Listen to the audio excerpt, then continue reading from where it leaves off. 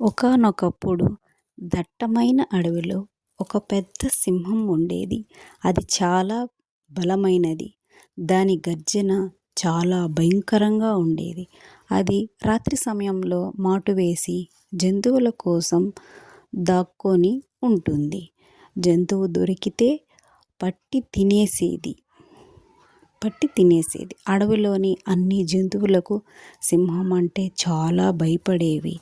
అడవికే రాజు సింహం. గుహలోనికి ఏ జంతువుని కూడా రానివ్వదు. అదే సమయంలో చాలా సరదాగా ఉండేది. చాలా ఆడుతూ ఉండేది. అదే సమయంలో ఒక ఎలుక గుహలో నుంచి బయట వచ్చింది. అలా చూడకుండా ఆ సింహం ఆ చిన్న ఎలుక మీద పడింది. ఎలుక భయంతో అటు ఇటు చూస్తూ గుహలోనికి వెళ్ళిపోయింది. సింహం తన తప్పు తెలుసుకొని ఎలుకను విడిచిపెట్టింది. ఒకసారి బోనులో చిక్కుకుంది. ఎంత ప్రయత్నించినా బయటకు రాలేకపోయింది. ఎలుక సింహంను చూసి తన చిన్న పళ్ళతో తీగలను కొరికింది. అలా సింహాన్ని రక్షించింది.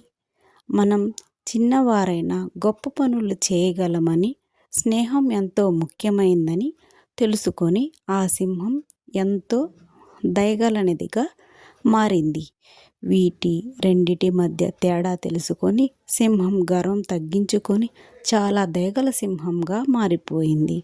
తరువాత ఎలుక మరియు సింహము రెండు స్నేహితులుగా మారాయి. ఈ కథ ద్వారా మనం చిన్న వారైనా గొప్ప పనులు చేయగలమని, స్నేహం ముఖ్యమైనదని, గర్వము అహంకారం పనికిరాదని, తెలివితేటలు ముఖ్యమని ఈ ఎలుక మనకు ఈ కథలోని సింహం ఎలుక ద్వారా చెప్పింది. సబ్స్క్రైబ్ చేసుకోండి. Please subscribe my channel friends. Like and share friends.